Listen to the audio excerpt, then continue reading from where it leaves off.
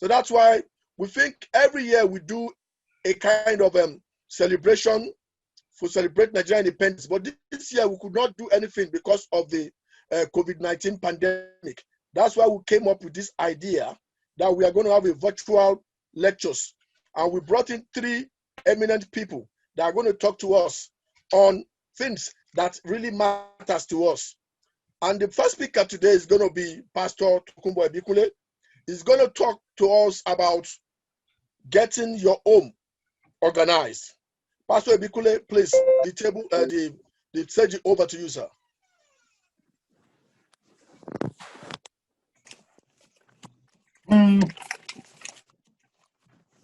Thank you, sir.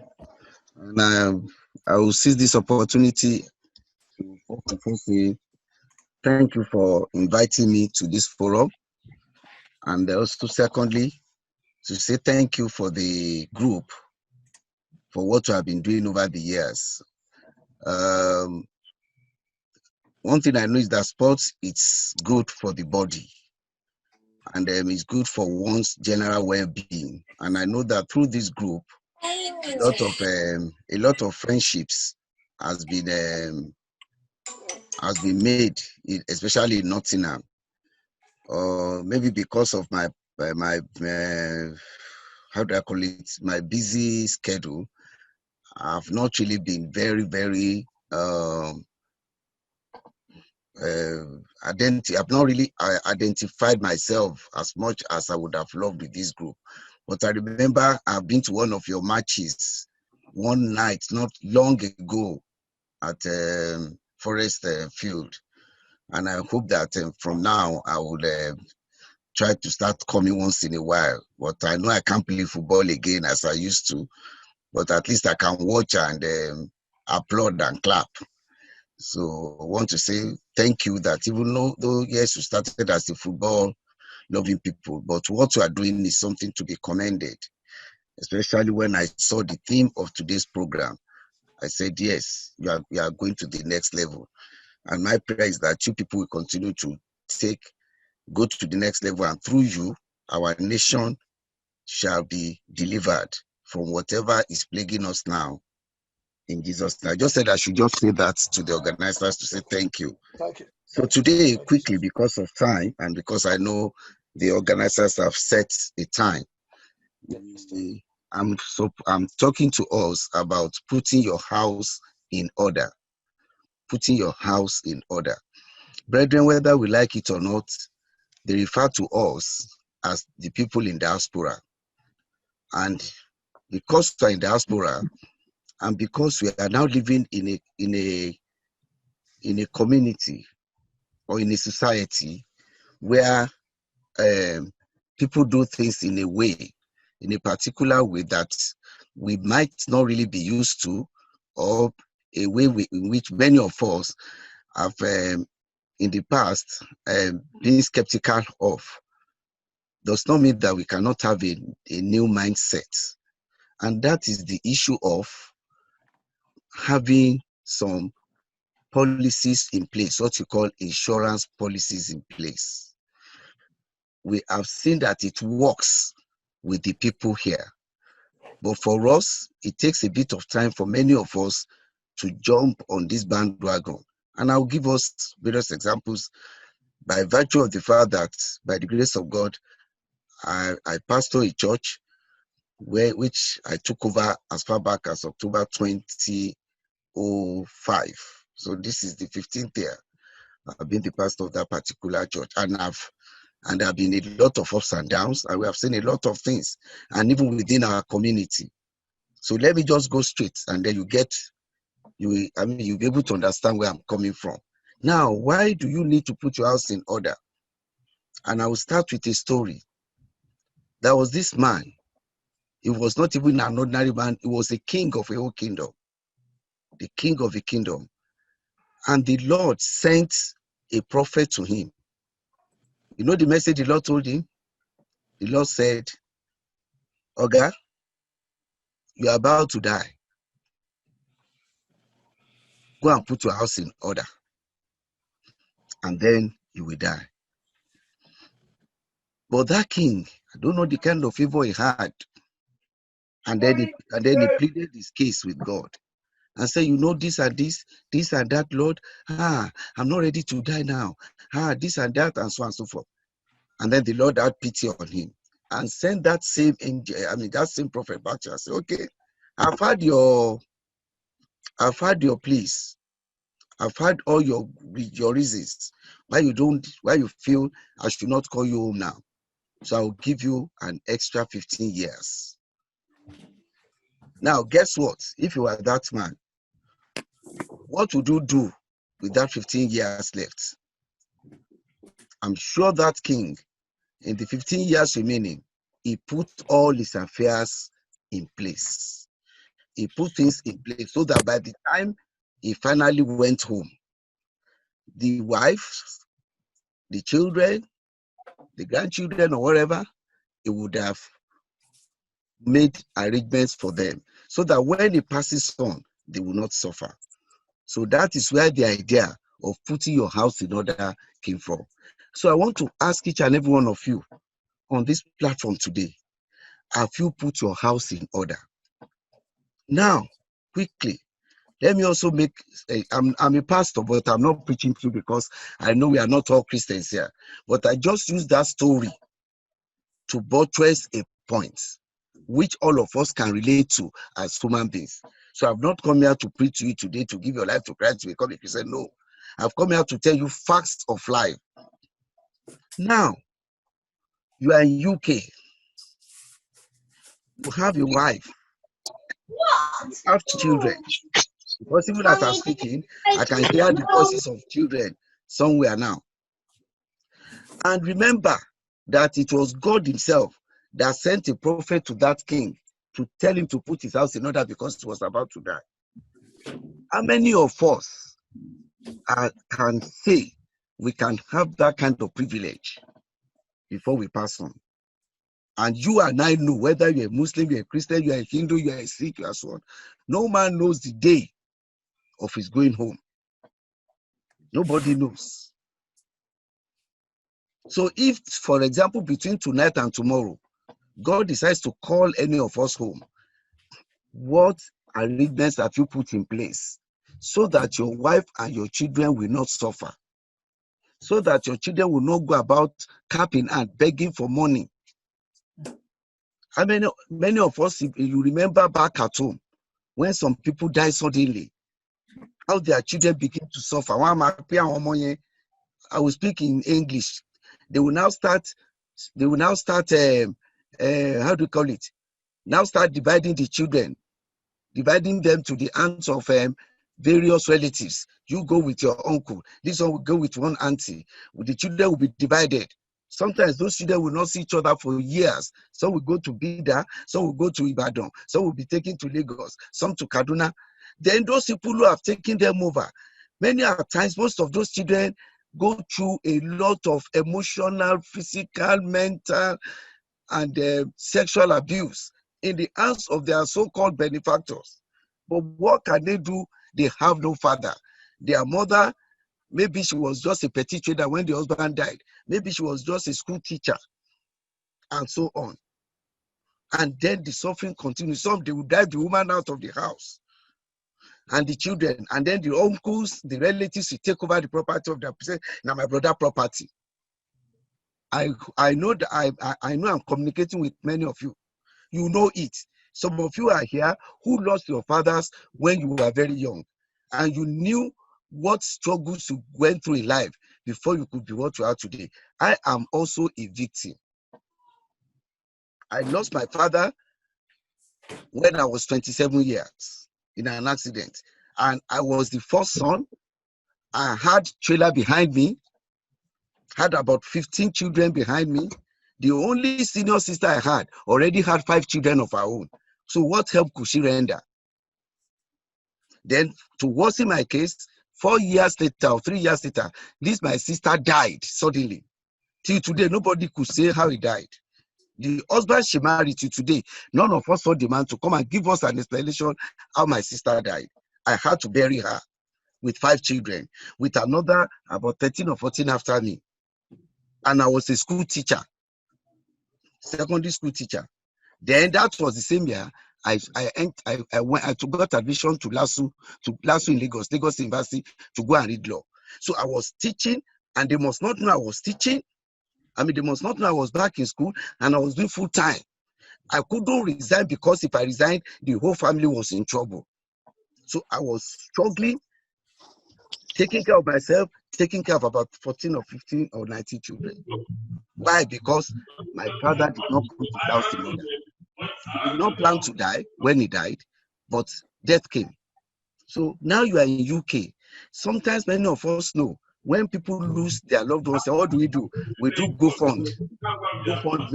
We start going around contributing money. Why? Simply because we refuse to do the necessary things. And what are the necessary things? Put insurance products in place to protect your future. Some people have died in this Nottingham and England. Some of our people living in London, that because the man did not do life insurance to protect the mortgage, he couldn't finish paying the mortgage, the bank foreclosed, the children and the wives were thrown on the streets. They began to look for council house. Well, simply because he did not take insurance to cover his mortgage, which would be about maybe £20 a month, £9 a month, £15 a month. And if he had passed on, the insurance would have paid off the mortgage, the family will have a roof over their head. What about life insurance? If anything happens, you can do life insurance, 100,000, 50,000, 200,000, 300,000. If anything happens to you, they pay your family that money. And at least even if a woman loses her husband, she will still have money to look after herself. And from that money, they can pay the money. From that money, she has some money in the bank to look after herself and the children, and so on. And so these are part of the things you can do. These are put to us. Even the Bible tells us, he said, a man leaves inheritance. A good man leaves inheritance for his children's children. So when you have not left inheritance for your children, talk less of your children's children, you are not even a good man. So are you and I a good man? There are a lot. There are the insurance that covers accident and sickness. You fall ill, you are admitted in a hospital or QMC. You can't go to work. They stop paying your salary. You are worried about your mortgage. You are worried about your bills. But if you take some of this insurance, they will pay you for the number of days you spend in hospital. After you are discharged, up to 90 days, 3 months. When they pay you that money, you can use that money to offset your bills. And then so that you can concentrate on getting better and not start having psychological problems again in thinking of how do I meet my bills when you are struggling to get better, or even when you are involved in an accident and you're hospitalized. So there are various types of there's one we call income protection, which is also called long-term sickness. Maybe you work where you work. In case you have a long-term sickness, they can pay your salary for 6 months. And after 6 months, you have not yet recovered and say, we are sorry, we can't pay your salary anymore. So how do you cope with your bills when you are trying to get better? Income protection will do that. It will pay you about 60 to 70% of your salary to pay off your bills. There is critical illness cover. Some people are diagnosed, nobody prays to have cancer, nobody prays to have diabetes, nobody prays to have all these deadly diseases, but they happen. When these things happen, then they pay you some amount to be able to meet your bills, and so that you can concentrate on getting better, and so on. Like we said, we have the mortgage, something for your mortgage. There is the home insurance. The home you have bought, that is your home, which is under your mortgage, or you're led to buy. You insure them against natural disasters, against damages, and so on and so forth. So when those things happen, the insurance will sort it out, just like your car insurance, and so on. We also have what you call landlord insurance. Those of you who have been privileged enough to have buy to let, more than one house, and so on and so forth. So you now put those houses under insurance so that in case your tenants spoil things there, anything, the insurance will pay and sort it out for you.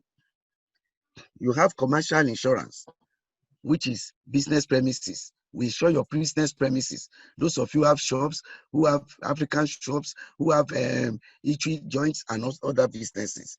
And then you can also have private medical insurance. That comes in when you want to go for some treatment, and the NHS, especially in this COVID period, they are not answering you. They say they can't give you a date. They can't do that. But if you have a private medical health insurance, you go to a private hospital, it's done. Let me tell you, as I want to round up, let me tell you a very sad story. And thank God Brother Boyega is on this forum. He knows the person I want to talk about. Some of you may know him. This guy was one of our sons, my sons in the Lord. He was one of my students in secondary school, and we met in this Nottingham. He became a member of the church. Fantastic young man. What killed this young man about 4 or 5 years ago? Carelessness by NHS. He began to have headache, and he will go to a GP. They will say, "Go and take paracetamol. Go and take this." I said, this thing is more than headache. This thing is more than headache. The boy came to us one day. He said I couldn't stand up. My wife and I started crying. I said, this thing is more than headache. And he kept on going to the GP. They never sent him for scan. By the time we started putting pressure and they went for scan, they found out that this young man at the age of 39 had brain cancer, brain tumor, with 4 children, 4 boys. It was that brain tumor that killed him in this Nottingham at the age of 40. If he had private life insurance, health insurance, we would have gone straight to do scan when they were dilly-dallying. If they had seen that thing early enough, he would have been alive today, probably. So these are some of the things, because of the time available to me, I can't tell you all. But this, I'm just telling you all this just to give you an idea of why we need. All of us send money to Nigeria. We send money to our people. It's good. It's nice. But how are you taking care of your nuclear family? How are you preparing for your wife and children? How is your wife preparing for you and the children? Because unfortunately, so sometimes it is the husband that goes first. Sometimes wives goes first. Look at this COVID-19. It has killed many people since this March. Even as a pastor, many of our pastors, some of them lost their wives. Some lost husbands since this March. And what happened? When you go to them, oh, what's happening? How can we help this and that? No insurance. No insurance. And then the wife starts suffering. One young lady, the husband died. Maybe some of you will know. The husband died in Derby. They live in Derby. The husband died on Valentine's Day in Manchester. They just bought a house, bought fine cars. The guy was doing well. The guy was working somewhere in Finland and fell down, hit his head. For 1 week, nobody knew that blood was running into his brain. Came from Finland to Derby, went to die. By the time he passed on, no life insurance. The wife now works 7 days a week so that she will not drive out the children out of that house as a carer to pay for that mortgage. If that guy had taken 500,000 or 200,000 or 300,000 life insurance, what would have happened was that they would have used part of that money to pay off the mortgage. That girl will have a full roof over her head. She will still have some money in her hand, and she will not need to work 7 days a week. Guess what? Who is looking after her children when she goes to work 7 days a week? Is that not going to impact negatively on the well-being of those children? So this is, like we say, where we come from. A word is enough for the wise. So brethren, I've not come here to tell you stories of doom. I've come here to tell you practicalities of life. I tell people, I am a pastor. I believe in God. I know that He looks after me. But I will be the most foolish of men if I don't put something in place in case anything happens to me today to cover my wife and my daughter. Even when I pass and I don't put anything in place, don't you think my wife will be cursing me on the way to heaven? That's even if God will let me make heaven. You remember the story? I will close with this story. Some of you know, if you study your Bible, the story of the prophet, the son of the prophet, who died and left his wife in serious debt. and the creditors were come because the man had nothing. There was nothing they could take to pay back their debt. They wanted to take the woman's only 2 sons to use them to attach them for the debt. And the woman ran to Prophet Elisha. That was where the miracle of the man said, "What do you have?" The woman said, "I have a little oil." They said, go and borrow many pots from your neighbors. And the woman began to pour the oil into the pots. After she did that, he said, "Go and sell it and live on the rest." But do we have that kind of miracle happening these days? Brethren, if you need to get in touch with me, you can talk to Elder Natural. He has my number, but Abuega has my number. But if you want to write it down, my number is 077 389 84972. 077 389 84972. And because of COVID, before COVID, we can visit you at home to explain everything to you. We can do Zoom meeting with you. We can do Skype meeting with you, and whichever. And if you still want us to come to see you at home, we will make an exception. As long as you keep the social distance, I will come there. And if you want more, I will explain more to you. Thank you. I don't know if anybody has any questions, but I think for now, I will stop there. God bless you. Thank you so much, Pastor Ebukule. Thank you very much.